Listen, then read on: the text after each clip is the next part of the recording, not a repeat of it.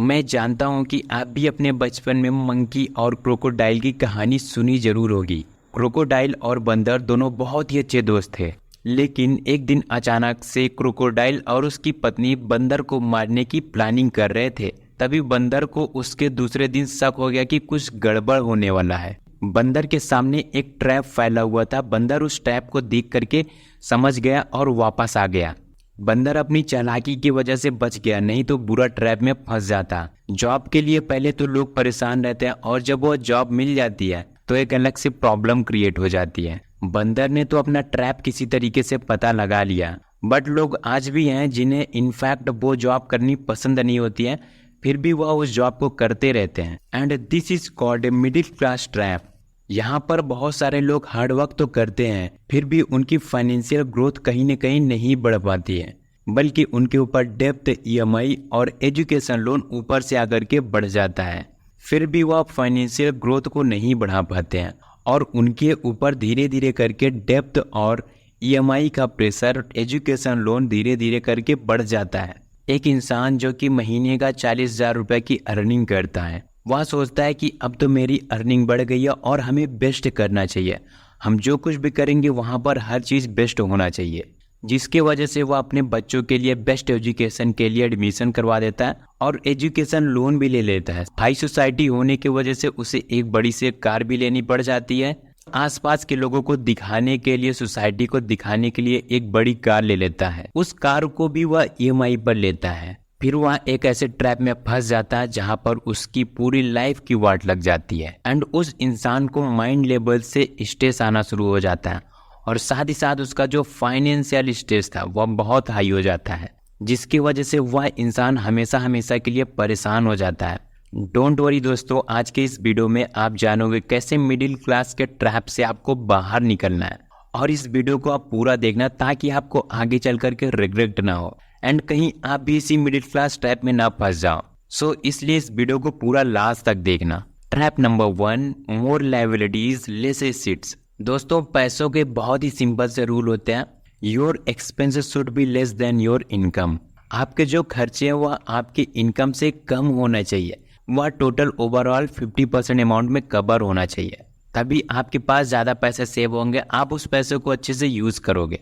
Author कहते हैं कि हमें ज़्यादातर करके एसिड और लायबिलिटीज़ के डिफरेंट को समझना चाहिए। एसिड क्या होती है?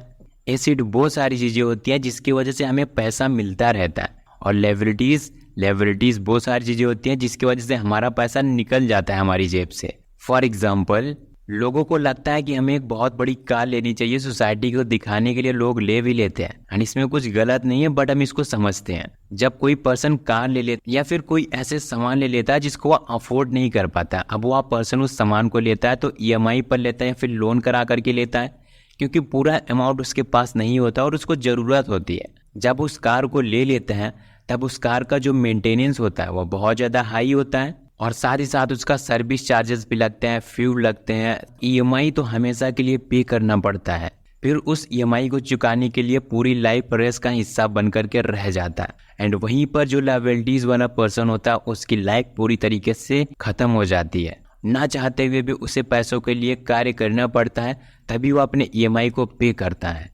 एंड वहीं पर जो एसिड वाला पर्सन होता है वह क्या करता है, अगर उसको कार की ज़रूरत होती है तो वह एक मीडिएटर लेवल की कार ले लेता है। एंड वह क्या करता है, अगर ईएमआई पर लेता है तो अपने उस कार को रेंट पर दे देता है जहां पर उसे पैसे आते रहते हैं। एंड उस पैसे से वह ईएमआई पे कर देता है, लोन पे कर देता है एंड जितने भी सारे खर्चे होते हैं उस पैसे के अंदर कवर हो जाता है। लास्ट में क्या हुआ, कार भी उस पर्सन की हो जाती है एंड उसको पैसे भी मिलते रहते हैं। This is called acid. Author कहते हैं कि focus on acquiring acid not liabilities.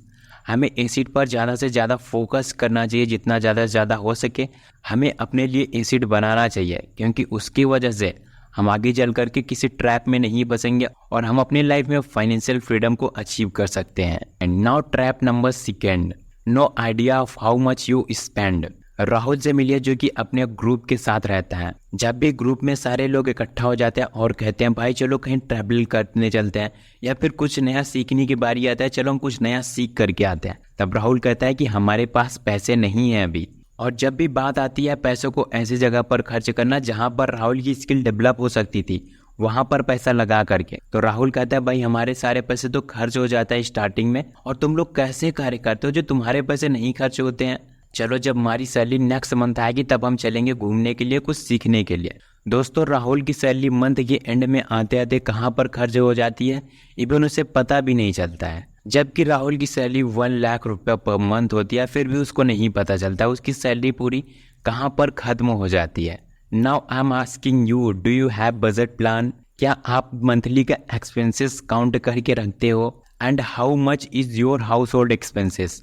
आप जब उस घर में रहते हो उसका एक्सपेंसेस कॉस्ट क्या है, जहाँ पर रहते हो उस चीज़ का कॉस्ट क्या है। अगर आप इन सारी चीज़ों का ट्रैक रिकॉर्ड नहीं रखे हो तो आप अपने बजटिंग प्लान को नहीं सेट कर पाओगे। So most important point, keep trekking on your spendings. आप जहाँ पर भी अपने पैसे खर्च करें उस चीज़ का लिस्ट बना करके रखो। आपका 5 रुपये 10 रुपया भी खर्च हो रहा है, आपका 8,000 10,000 रुपया भी खर्च हो रहा है, लाख रुपया भी खर्च हो रहा है, तो उस चीज़ का भी एक लिस्ट बना करके रखो। बिकॉज तभी आप अपने बजटिंग को मैनेज कर सकते हो, तभी आपको पता चलेगा कि हमारे पैसे कहाँ पर खर्च हो रहे हैं। जब भी आप अपने एक्सपेंसेस को ट्रैक करने के लिए एक लिस्ट बनाते हो, फिर अगली बार आप पेमेंट करने से पहले सोचोगे, एंड आप पेमेंट करने से पहले हर एक चीज़ को सोचना शुरू कर दोगे, जिसकी वजह से आपके एक्सपेंसेस कम हो जाएंगे एंड आपका जो बजटिंग प्लानिंग है, मनी सेविंग रूल, वो बढ़ जाएगा। Point number 3, that depends on single source of income of a single person.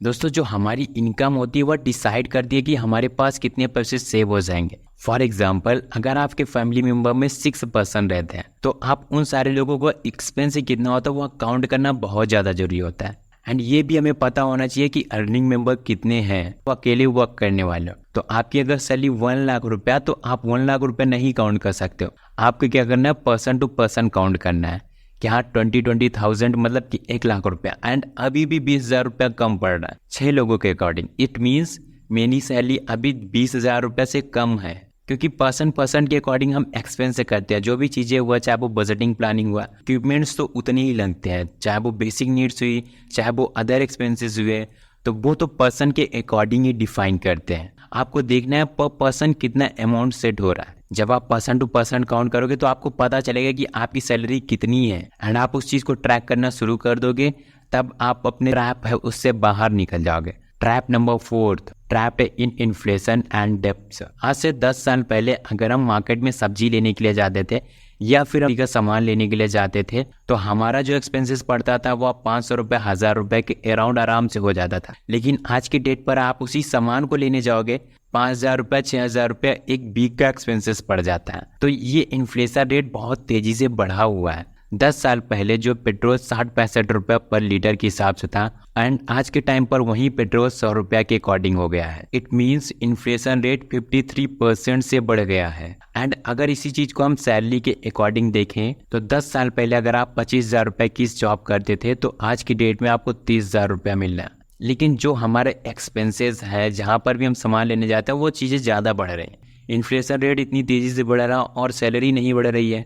मतलब कि अगर आप इन्फ्लेशन रेट को बीट करना चाहते हैं तो आपको अपने पैसों को सेविंग करके इन्वेस्टमेंट करना होगा, तभी आप इन्फ्लेशन रेट को बीट कर पाओगे। अदरवाइज आपके पैसों की कीमत धीरे धीरे करके कम हो जाएगी एंड आप एक ट्रैप में फंस करके रह जाओगे। आपको पता नहीं चलेगा कि इतना अमाउंट आपका इतना जल्दी कैसे खर्चा हो जा रहा है। तो आपको इनडायरेक्टली और डायरेक्टली अपने पैसों को सेविंग करके इन्वेस्टमेंट करना ही पड़ेगा।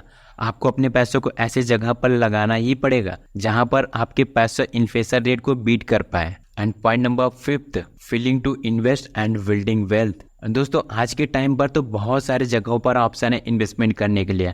आप यूएस स्टॉक में इन्वेस्टमेंट कर सकते हो, इंडियन स्टॉक में इन्वेस्टमेंट कर सकते हो, इवन म्यूचुअल फंड और इंडेक्स फंड में इन्वेस्टमेंट कर सकते हो। ETF जैसे ऑप्शन से आप वहाँ पर भी इन्वेस्टमेंट कर सकते हो। अगर आप अपना पैसा बैंक में रखते हो तो बैंक वाले उस पैसों को यूज़ करके प्रॉफिट कमाते हैं एंड आपको ऐसा लगता है कि हमारे पैसे सेफ है, सुरक्षित है। आप कभी भी बैंक में जाओ डायरेक्टली पैसा निकालने के लिए, बड़ा अमाउंट तो वो नहीं निकाल करके देंगे, बिकॉज वो आपके पैसे किसी और को दिए हैं जिसकी वजह से उनको प्रॉफिट से मिल रहा है। एंड ये जो मिडिल क्लास पर्सन है इस चीज़ को नहीं समझ पाते। नाउ अब आपको क्या करना है, इस पैटर्न को ब्रेक करके पैसों को इन्वेस्टमेंट करना शुरू कर देना। एंड जब आप इन्वेस्टमेंट करोगे तो आपकी जो पैसों की कीमत वो बढ़ जाएगी। देन आपको फ्यूचर में रिग्रेट नहीं होगा कि काश हमने भी इन्वेस्टमेंट कर लिया होता तो आज मेरी पैसों की कीमत कहीं ज़्यादा होती। सो अगर आप इन्वेस्टमेंट करना चाहते हो तो डीमैट अकाउंट का लिंक वीडियो के नीचे डिस्क्रिप्शन बॉक्स में मिल जाएगा, लिंक पर जाओ और इन्वेस्टमेंट करना शुरू करो। Stop comparing your self. हम दूसरों को दिखाने के लिए, दूसरों से कंपैरिजन करने के लिए बड़ी बड़ी चीज़ों को ले लेते हैं, जिसकी वजह से हमें ऐसा लगता है कि अब हमारा स्टेटस मेंटेन हो जाएगा। बट दोस्तों, दूसरों को कुछ भी नहीं फर्क पड़ता, दूसरों को घंटा नहीं फर्क पड़ता कि आप क्या काम कर रहे हो, आप क्या लेकर के जा रहे हो। 2-4 दिन चाहे जो सबकी नज़र रहती है, उसके बाद बैक टू नॉर्मल हो जाता है। बट उस चक्कर में आप कहीं ना कहीं पूरी लाइफ EMI पे करते हो, पूरी लाइफ लोन पे करते हो, एंड आप एक ट्रैप के अंदर फंस करके रह जाते हो और आपकी लाइफ का डाउन पॉइंट वहाँ से शुरू हो जाता है। दूसरों से कंपेयर मत करो। आपको अगर वो सारी चीज़ें अफोर्ड करना है तो आपको अपने इनकम को बढ़ाने पर फोकस करना है। जब आपकी इनकम बढ़ जाएगी, जब आपके जो एसेट्स हैं वहाँ से पैसा आने लगेगा, तब आप इन सारी चीज़ों को अफोर्ड कर सकते हो। सो दोस्तों, ये थी ओवरऑल वीडियोस। आई होप कि आप इस वीडियो में ज़रूर कुछ ना कुछ नया सीखे होंगे। अगर आपने इस वीडियो में कुछ सीखा तो वीडियो को एक लाइक कर देना, एंड इस चैनल पर अगर आप नए हो तो इस चैनल को प्लीज़ सब्सक्राइब कर देना, ताकि आने वाली इंपॉर्टेंट वीडियो की नोटिफिकेशन आपको मिलती रहे। So subscribe now. मिलते हैं किसी अगले वीडियो में, तब तक के लिए thanks for watching this video.